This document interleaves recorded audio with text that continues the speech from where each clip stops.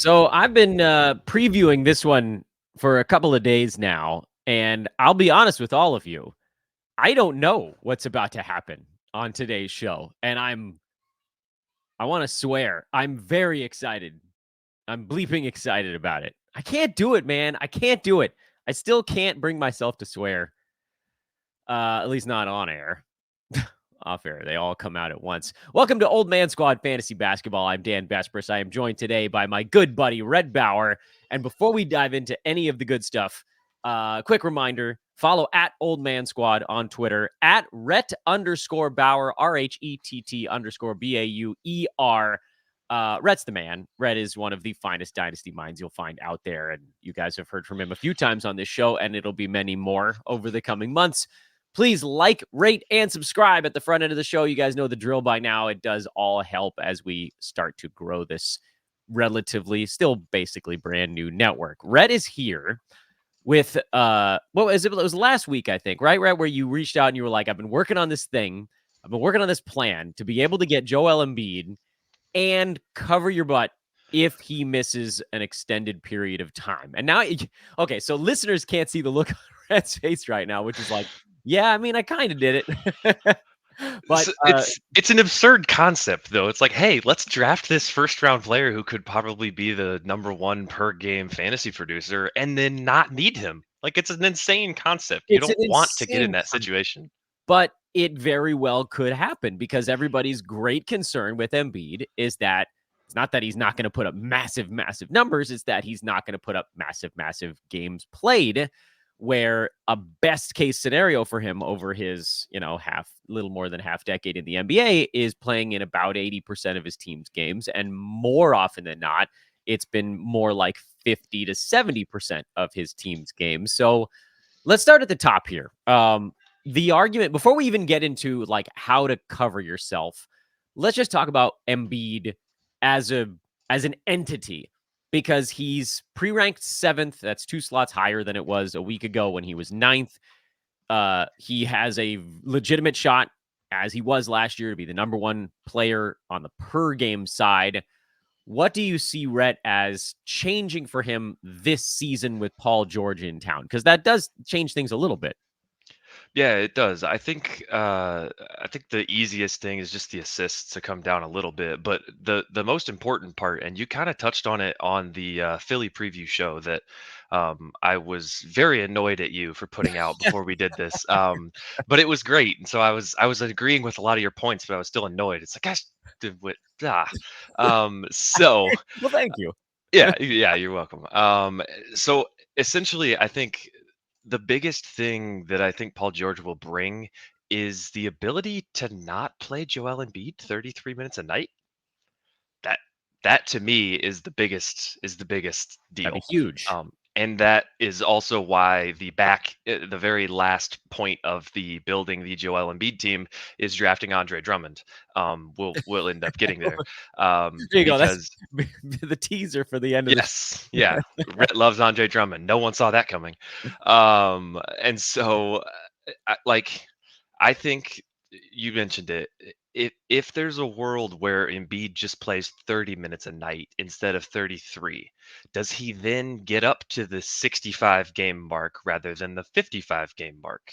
And because they have Andre Drummond, are they more likely to do that because they have Drummond and Paul George, because they have another person who can suck up that usage, and they have a competent backup who does a lot of things, who would be more than happy to let those other players suck up the usage.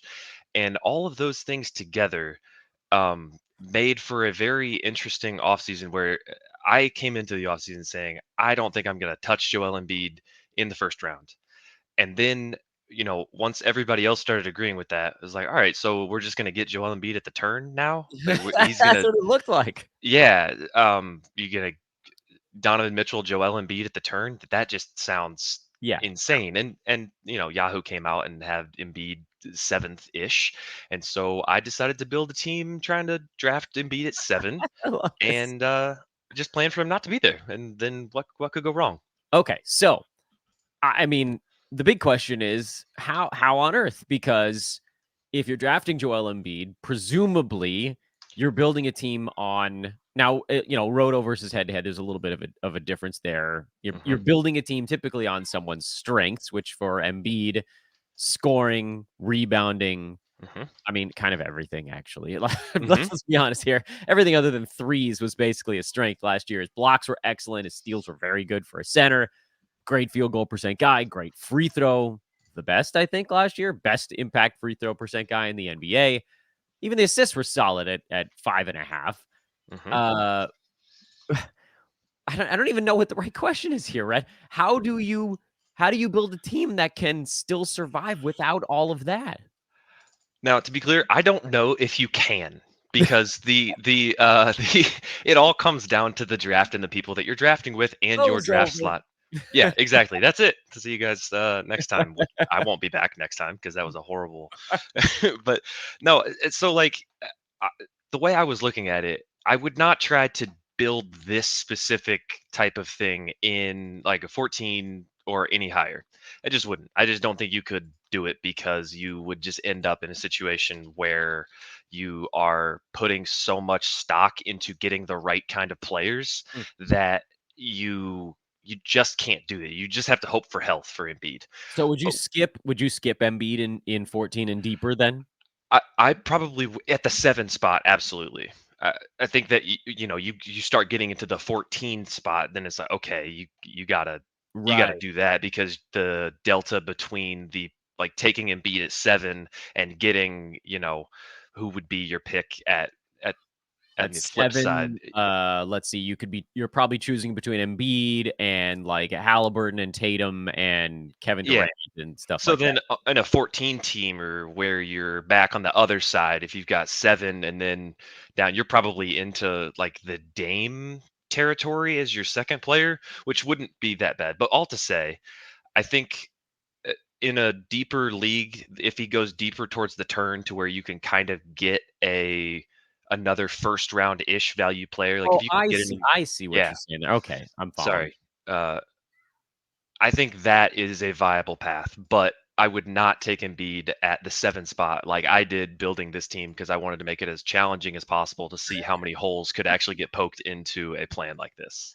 Okay, so the issue there is less about um so it's more about the guy that you get in the second, in the third round in those deeper leagues. So if you're at Yeah. 7, that puts you at 8, 9, 10, 11, 12, 13, like in a 12 teamer, you're getting like the 17th, 18th type of pick. And in a 4 Yep. team, you're getting like, 21, 22 kind of thing. And then similar issue in the third round where, Hmm. middle of the third versus whatever it is, 4 or 6 picks later or something like that. Okay. I follow that part.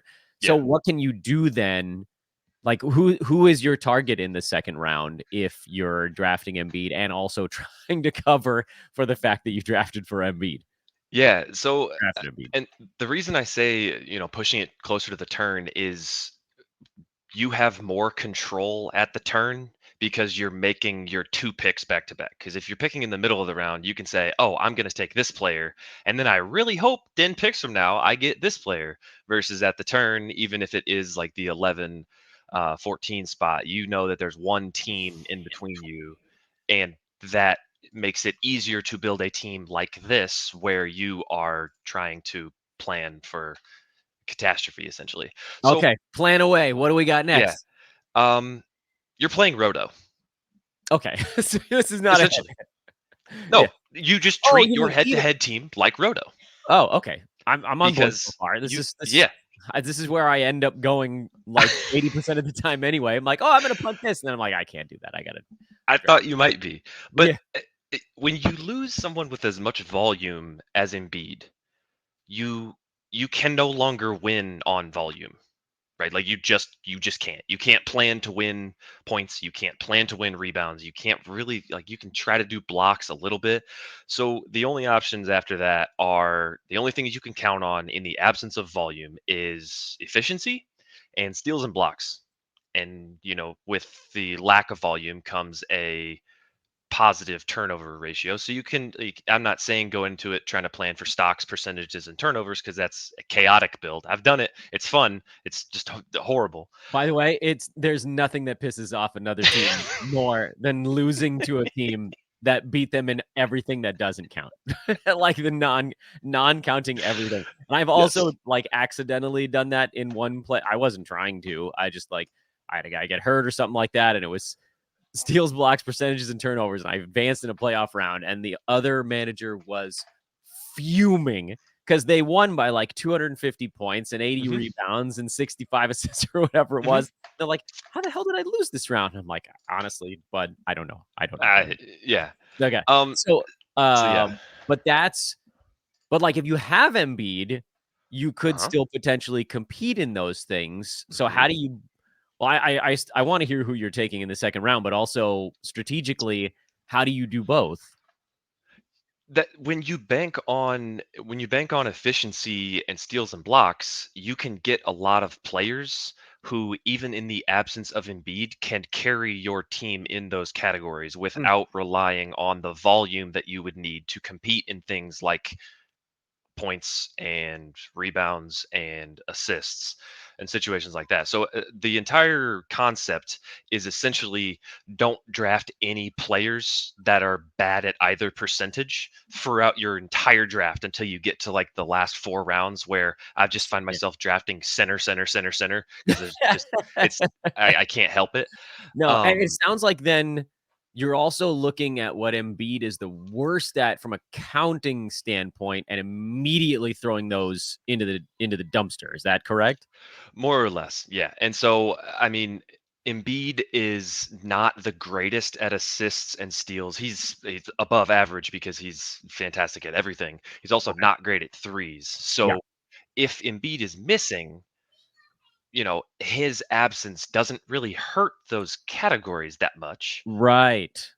But you have to think about that in the context of, okay, if do I want to try to win assists and steals anyways? Because then your efficiency is likely going to hurt. So I'm targeting like a Devin Booker in the second round.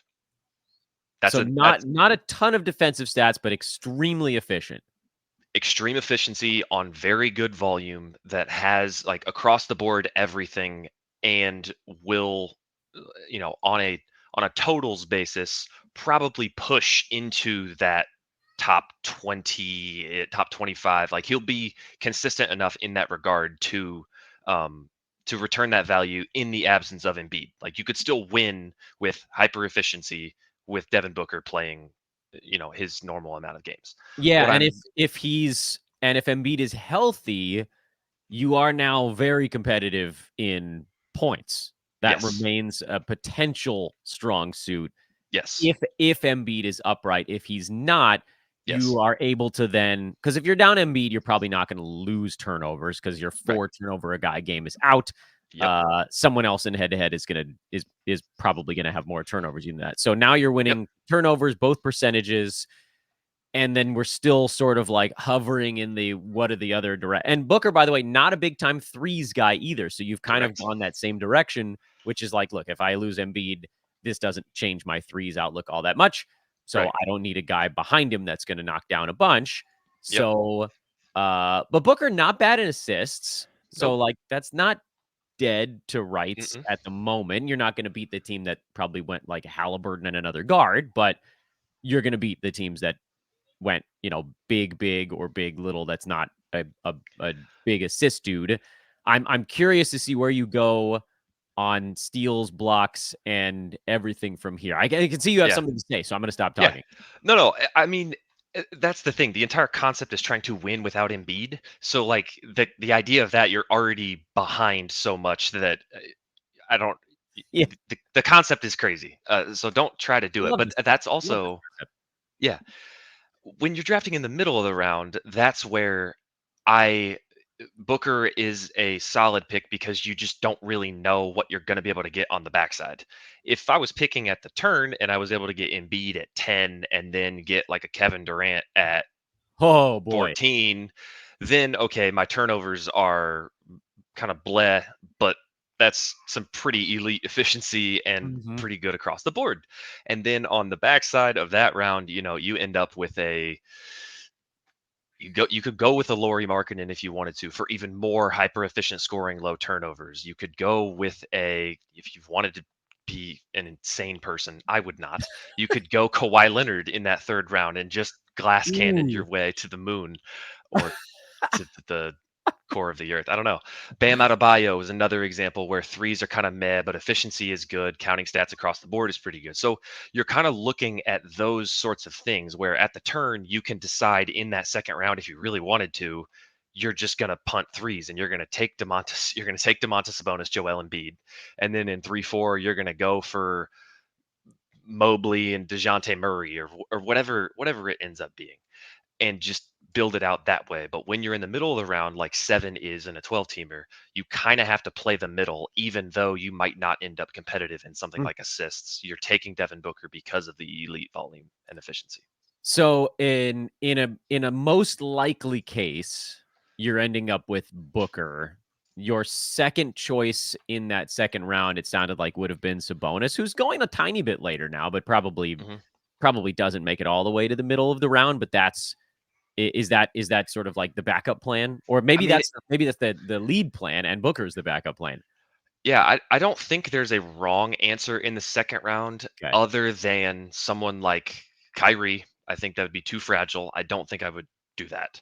right. I think LaMelo is pushing up into that. I think that is too far gone on the field goal to really do that in your second round.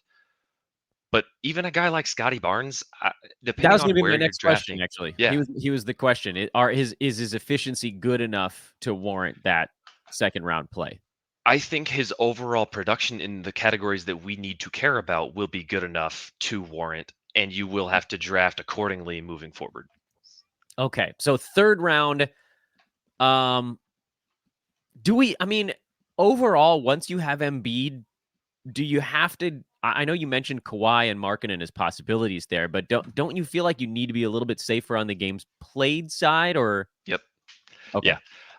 Kawhi in the third round is tough. I was taking Kawhi in the fourth, as I think all of us yeah, were. But so I probably would not go that route. I think if you ended up with someone like a Scotty Barnes, who I mean, I don't think he's going to be like a shutdown risk necessarily. I could be wrong, but if you get a Booker, I would consider someone like a Kawhi in the third just because you're not going to be able to do better than that. But I would understand if you didn't want to. Ultimately, in that third round, like I said, Bam Adebayo is one that I'm considering. I'm just higher on him than most. But I think as our good buddy Matt Lawson brought into the fold, I think Jalen Williams in the third round is actually viable for hmm. this type of situation That because actually makes a lot of sense. Extraordinarily efficient, good steals, decent blocks, doesn't do the most in some of the other counting stats, doesn't hit a ton of three-pointers. low I turnovers. I see the outline there. That one's kind of slapping us in the face, isn't it? It is, and that is another one where, at the moment, you can almost guarantee that you get a shot at Jalen Williams in the third round, regardless of what position you're drafting from. True. That may not end up being the case when leagues start going. But the other option that I find myself with a lot, and you are going to love this, it's going to contradict what I just said, but Fred Van Vliet. Who I can't hit just a shot to save his life. This does feel counterintuitive. It does. Elite free throw percentage, elite steals, decent blocks, good threes, which you could end up being competitive at even without Embiid. And if you're going for the low volume route, I think about, guys like Michael Porter Jr. and Herb Jones and Trey Murphy and stuff like that, where the efficiency is good, the threes are good, the defensive stats are good, so you could end up being good at threes at some point, and I think Fred is just an overall value that it's hard to pass early, but you cannot afford to take another bad free field goal shooter the rest of the draft, basically. Yeah, and you also said that at the end of your this like goofball exercise we're working on here, you did end hmm up taking a bunch of centers at the end. So hmm that kind of like collectively those guys will wipe out Van Vliet's issue. I don't want to bank on that though either because I feel like the value for all of those centers in those last 4 rounds is gonna end up spreading out to the earlier ones. So I don't want to say, hey, just take Harden, Fred, and Desmond Bain in the 2, 3, 4, and then bank on centers late that are taking 6 shots a game. So Yeah, that's a good point. What about the mid rounds? Who are the targets there to cover up Embiid? yeah, depending on how you're going. I mean, you got your Jared Allens, who's good field goal, bad free throw, gonna kill your threes, might keep you competitive in blocks and rebounds. Low turnovers, that's a viable option. DeMar DeRozan is another one that I find myself with a lot. Tobias Harris is up there too. These are Um, old ass. These are old ass dudes you're throwing at me. Hey, Yeah. you gotta do something. You gotta win some Yeah. way. I do think Garland is viable depending on how the early rounds go, just because you are gonna get some scarce stats from a value position relative to the players around him. Vassell, I like a lot. Mark Williams, depending on the draft slot, I like a lot. Um, I ended up with a lot of Drew Holiday, Trey Murphy, just because at a certain point, depending on how the early rounds went, the hyper efficient, decent volume, know they're going to get minutes was was where I was aiming. But Isaiah Hartenstein is one of the centers that I was taking in those mid rounds that went against the whole don't take a center until the last 4 rounds and then just stack them up. Drew Holiday makes a lot of sense. Hmm. He's not gonna take a boatload of shots, but good steals, Yep. good blocks, good efficiency. Like, I think I'm starting to see the general path here. I guess the hard thing for me to visualize, and that's because I haven't tried to do this a bunch of times yet, and you have been, is is there are there areas in the draft where you need to make sure you're getting particular stats, or is it kind of like there are enough choices at each juncture that you kind of have a lot of different ways you can go? Yeah, I think the thing to keep in mind, and you'll see this in the way that I draft, and it does kind of hinge on the I can get centers late idea. So if that changes, I reserve the right to change my mind. But your field goal percentage is not going to be strong for like the first 7 rounds. It's going to be good for the perimeter players that you have, but it's not going to compete with the Giannis team. It's not going to compete with the Anthony Davis team. It's not going to compete with the Jokic team. Like, it's just not going to. But your free throw percentage should be really freaking good. And so and your turnovers should be relatively low. So that when the time comes, you can take an Onyeka Okongwu and feel good about missing out on the guards that go in that range because you don't have to worry about it. But I think too, the other thing to consider with those centers specifically, there's a lot of upside with Derek Lively, Onyeka Okongwu, Daniel Gafford, even to a certain degree. He's going That, way late all of a sudden. And I yeah, get it, like Lively probably passes him, but Gafford needs 20 minutes a game and he's pre-ranked at 142 right now.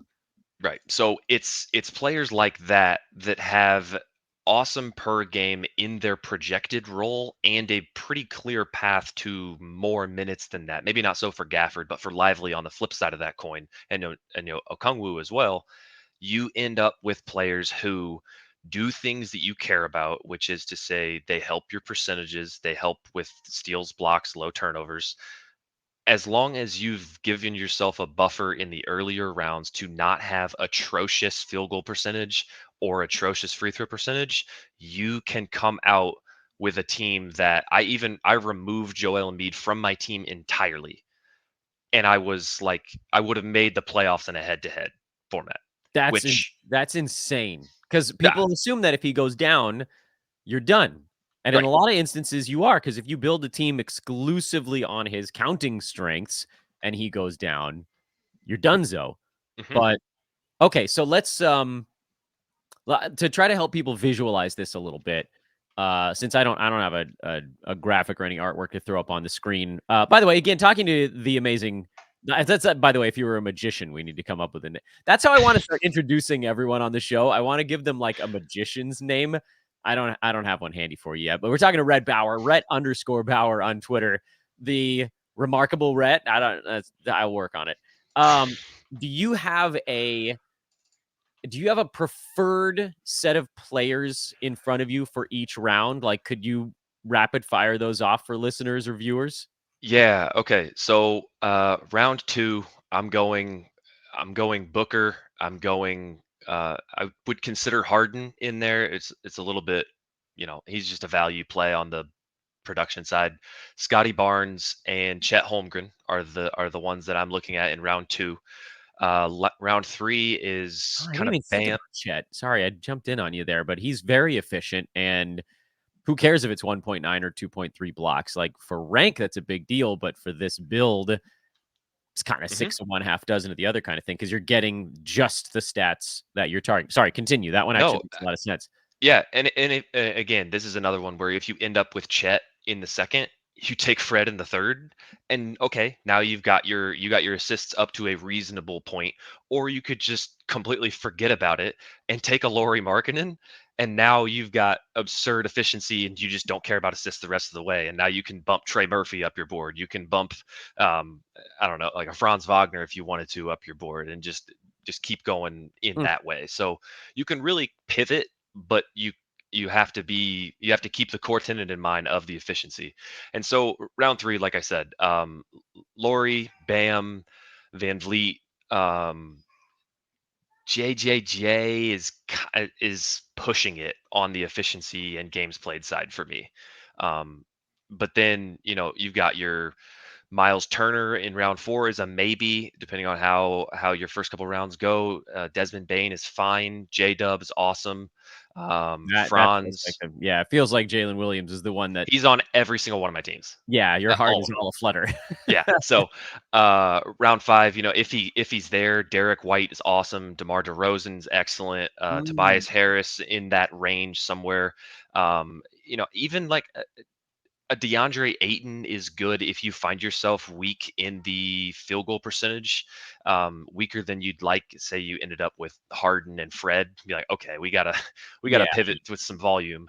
Um, but then you're getting into you got your Mikal Bridges, your Garland, Drew, Murphy, even Levine, depending on the draft spot, is fine. There's a risk there, but there's also a decent amount of upside in the games, like the production. Seventh round, Beal. Um, Oh, yeah, that's a good fit. Beal is a really good one. Hartenstein, like I said, is good on just he just does everything except score. And so, if Who we're not cares? counting on if we're not counting on volume, who cares? And then the later rounds, I'm ending up with a lot of like Amin Thompson, OG Anunoby, Cam Johnson, Daniel Gafford, Andre Drummond, which sounds like a whole lot of not threes and horrible free throw percentage, or in Cam Johnson's case, not great reliability. But those are just like per game values that could make for making up some of the volume that you miss. And Without Andre's a handcuff. exactly, Okay, yeah, exactly. that one makes sense. Yep. Yeah, I this is wild. The whole idea is so much fun. I love that you did this because you've you've basically taken a Joel Embiid team Uh and huh. turned it into a points build, Uh huh. which is like the most counterintuitive thing you could possibly do. You're like, I'm going to take a guy who averaged 35 points a game last year, and I'm Yep. going to punt points. Yep. And that's, I mean, outside of Booker as the second round pick, that's basically what happened there hmm because you have to build you've built a full team handcuff is what you've done. Yep. I actually have Basketball Monster pulled up and I imported the draft. And this was one it's been so hard because I'll start the draft at 7 with Embiid and then it'll be like 6 people auto draft. And so this is not fun. I know who I'm going to get. I can get J-Dub literally every single time. So I actually have Basketball Monster pulled up with the uh team players with and without Embiid for one of the builds that I did. And I don't know if I can present because we're doing this live, but if I can, I will show you the team Hmm. that I built, and I am winning the league in both cases. That's wild.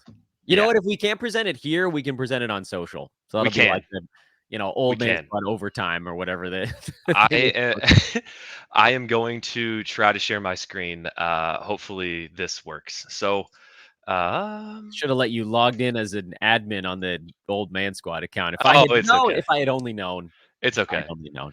Oh, look, Okay. it looks like it might be working. Can you So add it to the stage or do I need to do it? I don't know. That's a good question. Here, I Let's. gotcha. Okay. All right, how So much there can we you go. zoom in a tiny bit for me? Zoom in a tiny bit. Okay. Yeah, there we go. Now we're getting So somewhere. here is my team. Here is I have Embiid, Harden, Fred. Actually, hold on. Let me. Does it Um, sort by round? I can. Oh, It does that's not, but I can tell. oh, I can okay. tell you it's roughly in the order that I drafted them in. Oh, Obviously, okay. Harden and Fred are flipped. So as you can see, I have Embiid, Fred, Harden, J Dub. Yeah. Then I took Tobias. Then I took Trey, Okay. Hartenstein, uh, J Val, OG, uh, Gafford, Amin, Cam, Drummond. I'm, by the way, with every passing moment, I'm liking the Amen Thompson thing more and more and more. It's Yes. Welcome. unrelated to this Joel Embiid build. I just keep looking at it like how many guys are top 80 in like 25 minutes a game and are probably going to get 25 minutes a game. And then if anything happens, they get more than that. And the answer is like there's like four that are Hmm. going after 110 that have Yeah. that. And like I don't know how many of them are in their second year and could get a lot better. Then the list trims down to basically just Amen Thompson. Yeah. But again, Yep. unrelated. I'm turning into a very large fan of his slot. I think he's at 127 right now, which still feels too late. But anyway, I'd uh, take him at 100 and not even blink twice. Like yeah, not even thinking about it. that's what's that? That's ninth round. Hmm. Yeah, ninth. I think I'd prefer to go 10th, but yeah, I mean Would be great, but the all right. options So dry up, man. They get they do. either extraordinarily boring, which I think there's a value in taking one super boring guy late. There is. But the other guys that people are taking shots on dudes that just have no chance. And like Amen's right there. Anyway, Mhm. sorry, as you were. As you Yeah. were. So this is the Roto standings based on Basketball Monsters projections, and as you can see, this team was very big heavy. Obviously, ending with Drummond, Gafford, Amin, Hartenstein, J Val. Like that's a lot of bigs. And so with Embiid, I dominate boards, steals, blocks, field goal percentage, and turnovers with being 8 out of 12 in free throw percentage. Punt threes, punt points, punt assists, essentially. But the beautiful thing is when you kick over to this team outright does not have Joel Embiid on it. I just You just lost. rebuilt it without Embiid. I removed Embiid from the team. And as you can see, I am still in first in head to head. I don't know what the Roto standings is going to be. Actually, I bet you It's a that lot put Embiid back closer. on the team. That put Embiid Everybody back on the everybody team. gained a lot of ground on you. They But did. Yeah, let because me. you were already and this is like you've basically done the what I've referred to it in the past on the show as the give up. It's not a punt. Yes. But in the middle of the season, like a lot of times I'll look at my team in mid-December and I'll say, what am I three from the bottom or worse in? Hmm. And then I punt that category. And that's I know a lot of people do similar things on the head-to-head side, but they do it in a more extreme fashion where they're just like, if I'm not better than mid-pack, I'm gonna just aim for five categories. For me in Roto, I look at one usually. Is am I like third from the bottom in threes? Okay, is there anyone on my team where threes is their positive attribute? I can go trade for a guy who's ranked 30 slots lower, but gets me way more than the two roto points basically that I'm surrendering. Because that's a worst case scenario. And that's kind of what you've done here is you've been like, look, I'm third, fourth from the bottom in three categories with Hmm. Embiid alive.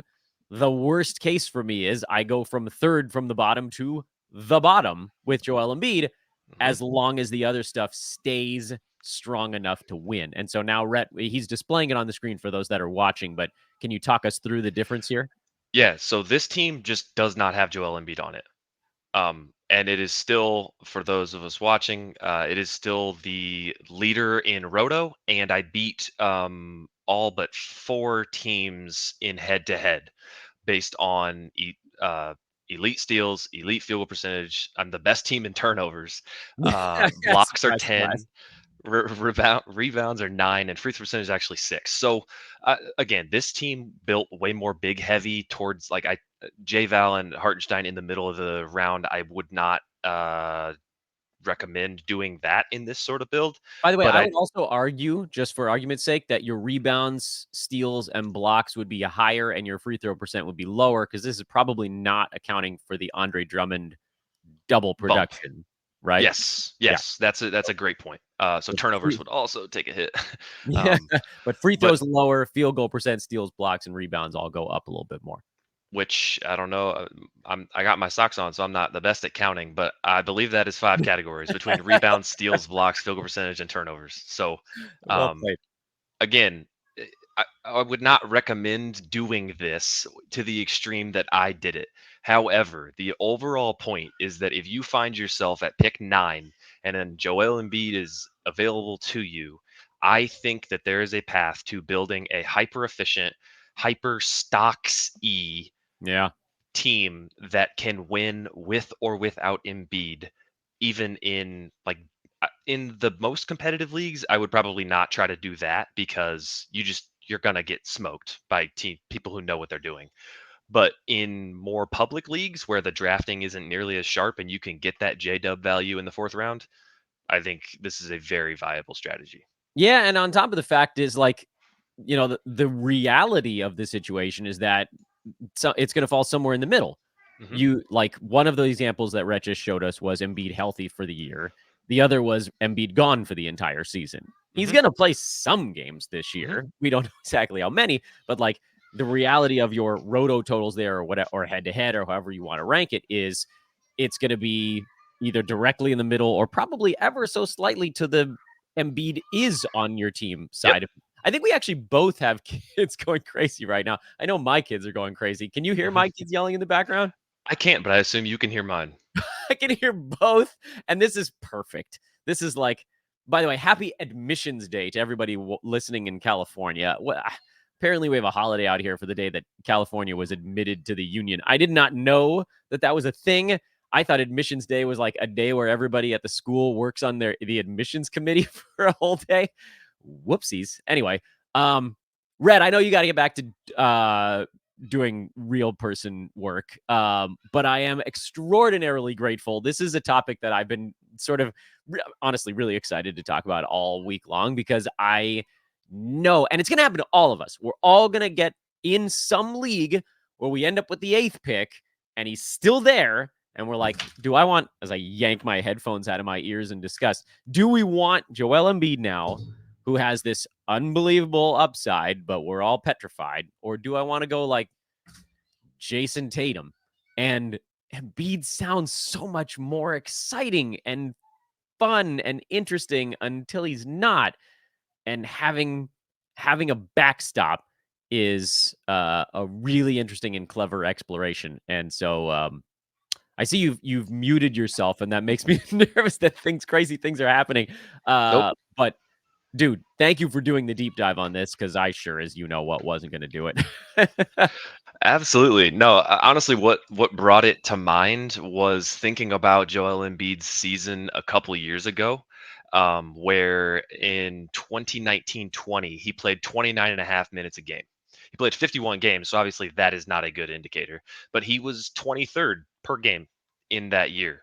And if there's a world where Embiid is, like you said, I think the delta between Embiid playing every game or playing the 65 games that we want to expect and him not existing in your fantasy season, like obviously skews a little bit more to him playing some set of games. Yeah. But tie that in with what I said about PG showing up and their rotation generally being more full and then Andre Drummond being competent, you can see a world where Embiid, even if he isn't the number one per game player, if he's 20th and you get him for 65 games, like you just steamrolled your entire league by building the team out that can withstand his absence when he does miss those 1 to 2 games a week that will inevitably happen even when he's healthy, but also when he plays will just absolutely smoke people. By the way, I think you're also being needlessly mean to his potential per game ranking. If he loses 3 minutes a game, Oh, he's probably still top 6. that's what I'm saying. Even worst case, even if he is top 20, like Yeah. you're still going to be great. Yeah. This he's an absolute Goliath. Rhett Bauer, Rhett _ Bauer on Twitter. Hey, anything you want to promote today? No, not at all. I'm just gonna sit back and keep listening to your show. But promoting your show on your show seems a little bit unnecessary. But Yeah, I'll handle that. Don't worry about it. I'll do more than my fair share. Everybody gets mad at me. But listen, everyone listening, watching, like, rate, and subscribe. But you have to understand, a lot of people don't listen to the entire program. They skip around, they miss episodes. Some of you that listen to every second of every show, you're like, Dan, you repeat yourself a lot. I'm like, yes, but it's like I treat it like terrestrial radio, where like they repeat things every 17 minutes. So you guys should be very, very happy that I don't hit you with that type of nonsense. Rhett, get back to your real day. You're an actual adult who has to do actual adult things. I pretend.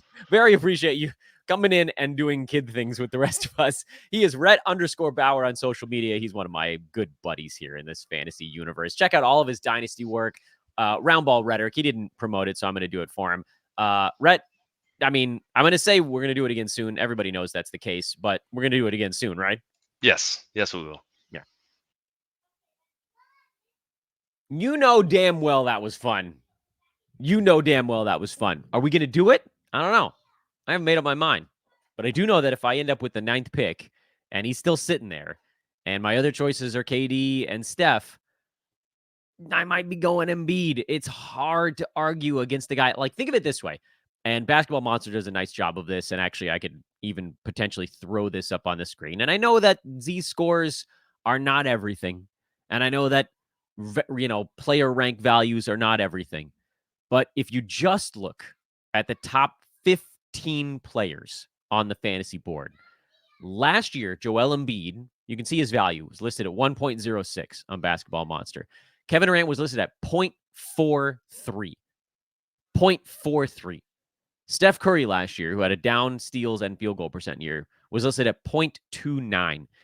And I know this is fuzzy math, but basically what that's telling us is that Joel Embiid in one roster slot was more valuable than Kevin Durant and Steph Curry on a team in 2 roster slots. Isn't that wild?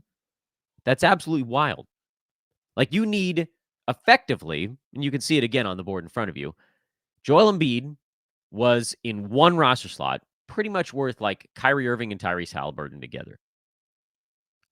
So when you're debating, what do I do at this 9 pick? Is Embiid really worth that much more than Kevin Durant? The answer last season, and again, maybe there's a downtick in some stuff, but the answer last season was, yeah, he really was. And so it's hard to turn that down when someone, like, there's no one in the NBA other than maybe Wembanyama and blocks that can really win you a category in a given week. Like, Wemby plus a whole team of misfits is probably still going to win you blocks because he's going to get, somewhere like probably around 15 most weeks, maybe more, depending on the week. Last year at the end of the season, he might have gotten you 18 in a week. The rest of your team can get you like a dozen out of 40 games played or something like that. Embiid isn't going to do that in any one particular category. He gets very close in free throw percent. But, points, amazing start, rebounds, amazing start, blocks, very good, steals, good. There's all that good there. But what he does in doing it in one slot, that's the thing you really need to internalize, is so valuable that he just soars above Kevin Durant. He was 7 points ahead of KD. He was almost 5 rebounds ahead of KD. He was 0.3 steals. He was half a block. His field goal percent was on a higher volume. His free throw was higher and double. Those don't seem like they mean that much, but in one roster slot, the fact that you're able to get that out of one guy in one slot is so massive.